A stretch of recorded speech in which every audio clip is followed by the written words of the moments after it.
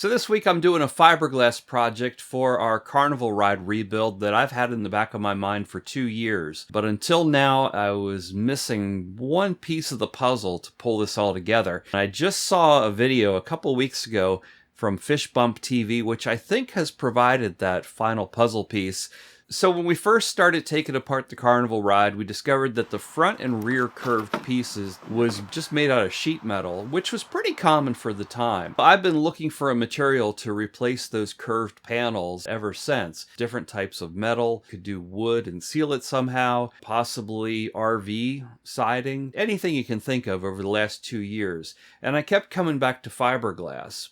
But fiberglass, it would require a lot of finishing work. There's 5 cars, each one of them has 2 of these panels. It just seemed like a lot of work. The other option was I could go down the route of making a mold and a lot of work put into just that mold. That wasn't really appealing to me either. So I saw this video on Fish Bump TV creating sheets of fiberglass. He was laying out these panels on a mirror to provide a glossy surface. So that's what we're going to try today. So we're going to start with this mirror. And this is a 24 by 36 inch mirror, which will be the basis for our whole thing. Well, the mirror is going to make it so that when we take the piece off, it's super smooth, because mirrors are super smooth. But we need to wax it so that the fiberglass doesn't get stuck to it. So what we're going to do is wax it first. Yeah. And then we're going to put gel coat on. And gel coat is like a white liquid, and that's what's going to make the outside, so it'll be real super smooth and white. And then we'll lay down the fiberglass cloth on top of that. And then when we peel all that off, we should have a flexible panel that we can wrap around the front of the rocket ride. What if it doesn't wrap enough? Well, that's the question, because what I don't know is that white gel coat on the outside, if we bend it that much, if it's going to crack. We don't know that. So this is all kind of an experiment. This is just going to be a practice one. Well, I mean, if it works, it's for real. But if it doesn't work, then we try to figure out if there's something we can do to improve the process and try again. All right, we're going for 9 ounces. Right there. All right. Once we know we've got it all stirred in, we're going to pour it into a paint tray. Okay, now go ahead and spread this on the mirror. Just like you're painting the mirror. Oh, that felt so good. I'm a good painter. Are you? Yep. It sounds like butter when you put it on hot toast. Butter on hot toast? Yeah, it just like melts like that and makes that noise. Actually, let me get over here since you can't reach. Yeah, no, I'll finish this time. Whoa. Yeah, you gotta be careful. You go wildly out of control.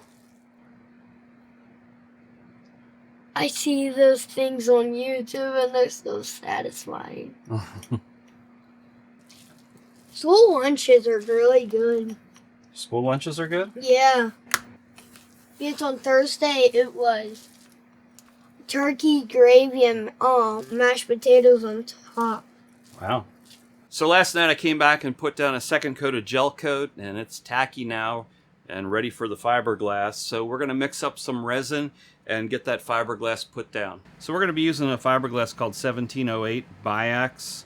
It is a combination of a fiberglass mat and a fiberglass fabric. By my calculations, we're going to need about 16 ounces of resin. Fortunately, we've got nice weather this weekend, so I've got all my exhaust fans on, the door is open. Fiberglass is so weird.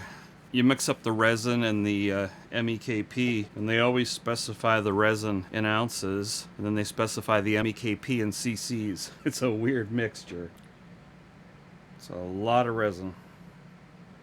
7 cc's of MEKP. We're going to put resin directly on top of the gel coat, and then we'll put the fabric down, and then more resin.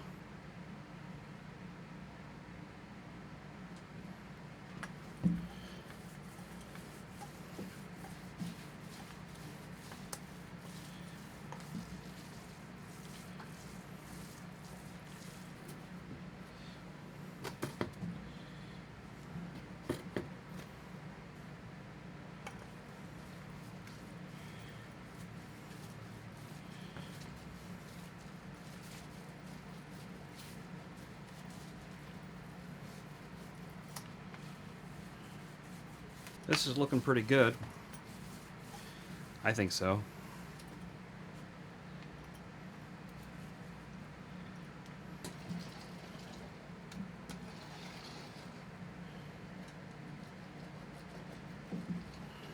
I do believe we're done. One day later. Well, it feels to me like this is cured enough that we can try to separate it. Now this is just a single layer of fiberglass on top of that gel coat. The idea here is I want it to still be flexible. But my hope here is that we can peel this off, put it in a fixture, and bend it to the curve we want, and then apply additional fiberglass to the back to give it the stiffness it's going to need. I probably should have taken the fiberglass all the way to the edge.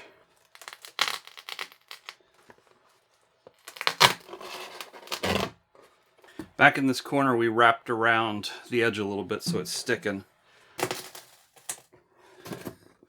My elbow's not quite ready for that sort of work. Let's turn this around.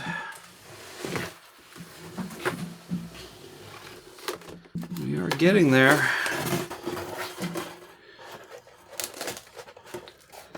Lost some gel coat, but that can all be patched. Just need to wax it better next time, maybe.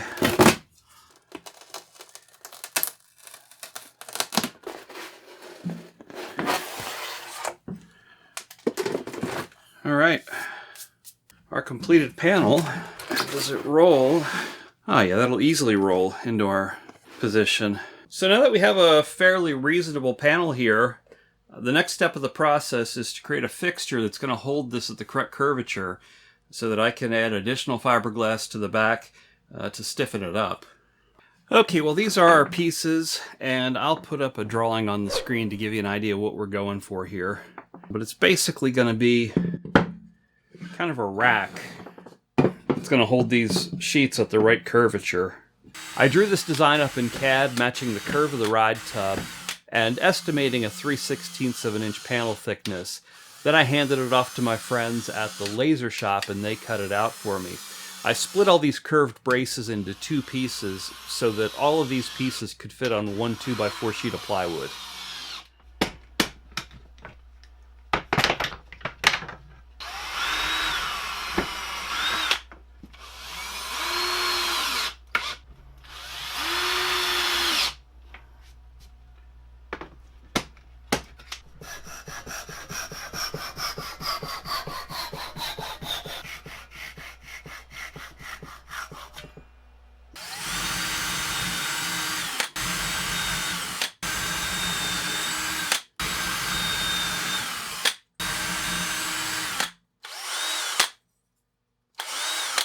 All right.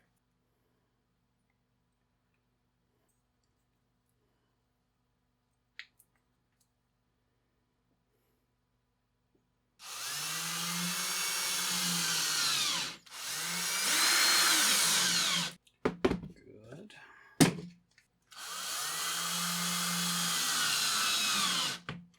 Okay.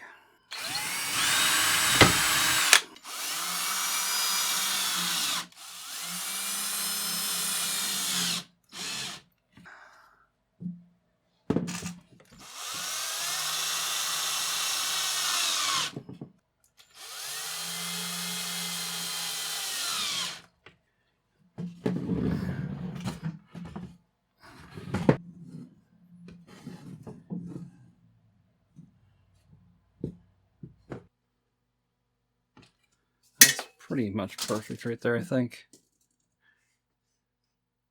That's perfect.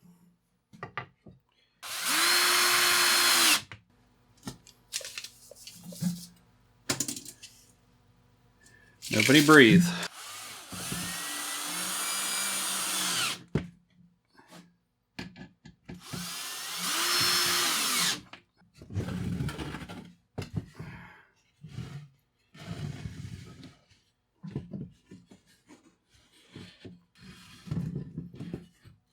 So we've got 3 spaces, so that's 8 inches. So that needs to go there, that needs to go at 16.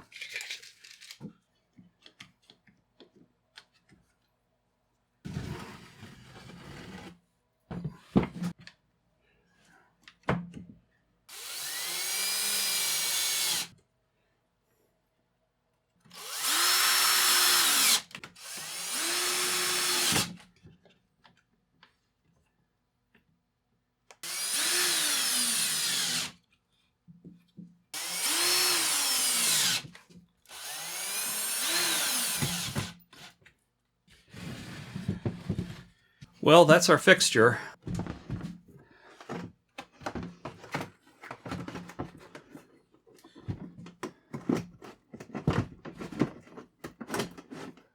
Panel needs to be trimmed just a little bit.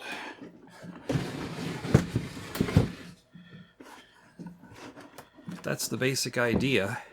Then we can get a few layers of fiberglass on here, and that should do it. Okay, next thing we're going to do is get a nice clean edge on this piece here.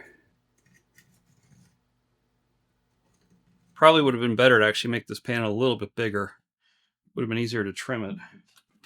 If we try the oscillating tool with that head right there. It says it's for cutting composites.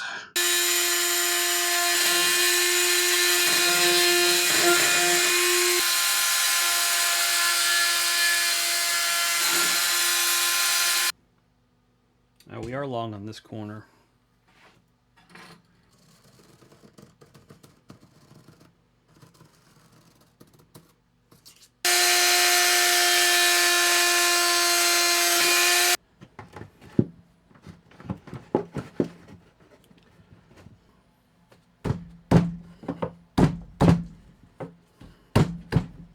Well, I think I'm going to call it a night. This is looking really good.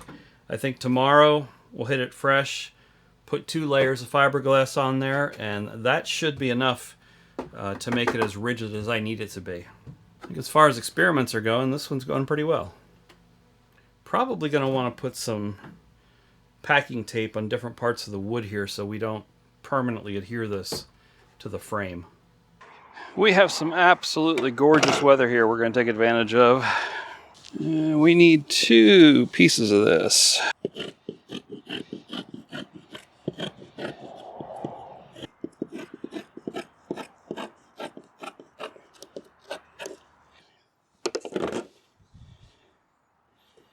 Alright, there's one.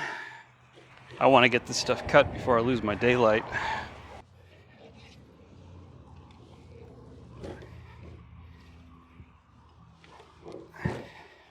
$24 and $24.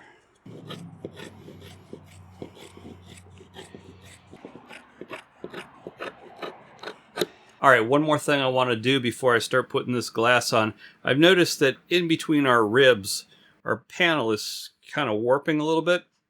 So I've made some spacers here that I can slide in that should give it some support on the backside and prevent that from happening. So I'm going to put these in and put a couple screws in them, and then we should be good to go. Wrong way.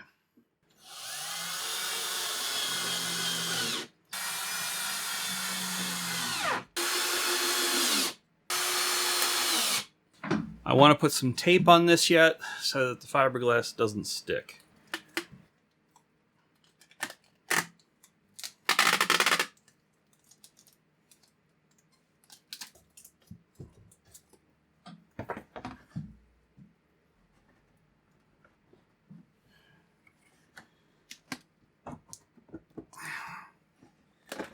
All right, time to finish this up, and hopefully you can hear me over all the fans I have running.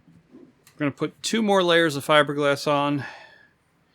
I'm going to mix up 16 ounces of this, and then that'll get us through 1 layer, probably a little bit of the next, then we'll figure out how much more we have to add.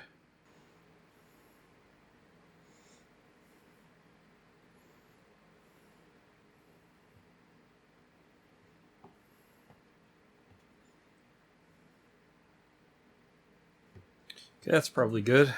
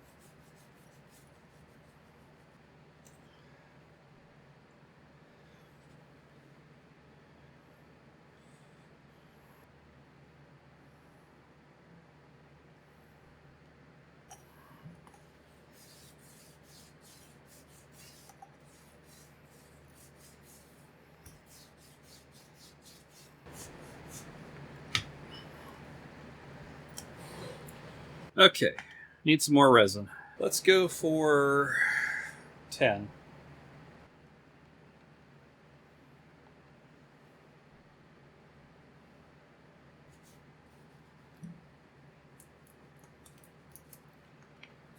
So what I'm seeing here so far is that, assuming this works, we're going to want to make the starting panel bigger.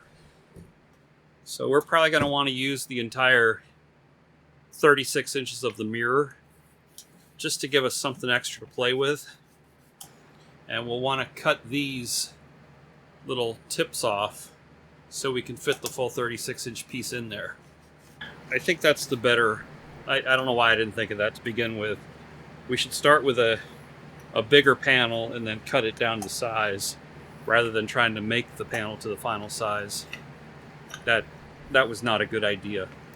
I don't know if I was just trying to conserve material or what my thought process was, but we should definitely make the panel oversized. We're going to put a layer of peel ply over this.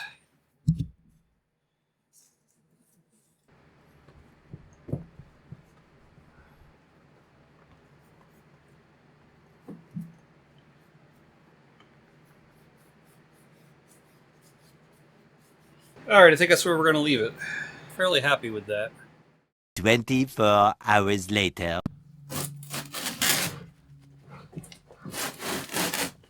Well, that's really nice.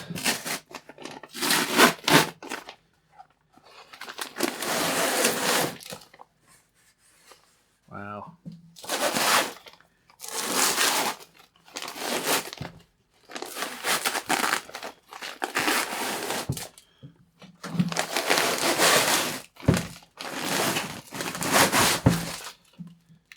Boy, that peel ply leaves such a nice finish. I mean, it's on the inside, it doesn't matter, but it really kind of leaves a professional look to it. In addition to maybe making this taller, I think these fingers need to be able to fold out of the way or something. These aren't actually wedges, but we'll use them like they are. Maybe they are wedges. I actually cut these off for a project with the ceiling here in my workshop. But there we go.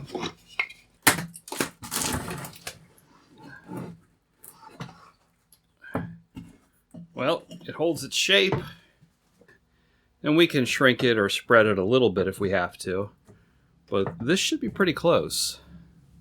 Yeah, so we had some chipping of the gel coat here. That can all be filled. Little resin spill over here, can be sanded, but I think overall that's going to give us what we want. Excellent. That is super strong too. I mean, that's rigid. I mean, that's beautiful. Just going to trim it to size. I think that's going to work really nice. So improvements for next time. Well, first of all, I'm going to use the entire mirror. I think it's a better idea to make a large sheet and then cut it down to size rather than trying to hit the final target right from the beginning. Secondly, we're going to wax the mirror a whole lot better. And third, one layer of gel coat rather than two. So I'll be doing these three things differently, and then we'll analyze how it affects the outcome and adjust accordingly. Now, if you look at these ride tubs, you might think they don't look very much like rockets, and I can't really disagree with you. King Amusements was never known as the Cadillac of ride manufacturers, but they built a lot of rides. They built them relatively inexpensively, and they offered financing so it could get you in the ride business really quickly. The other thing to remember was this was a time of great imagination. Back then, kids didn't have flight simulators in the palm of their hand. They largely had their imagination, and they could turn a cardboard box into a spaceship or a fire truck or even a military vehicle. So when they got out to the carnival grounds, these were a huge upgrade over what they had at home. So I think this experiment was a great success, and I'll be moving forward with this technique as we work to complete this project. And if you'd like to help support the rebuild, the best thing you can do is continue watching by clicking that link to the left and coming along for the ride. But if you'd like to give a financial contribution, consider supporting us on Patreon, like preservation level patron David McNaughton, or pick up one of our Glory Days Amusements t-shirts from the link below.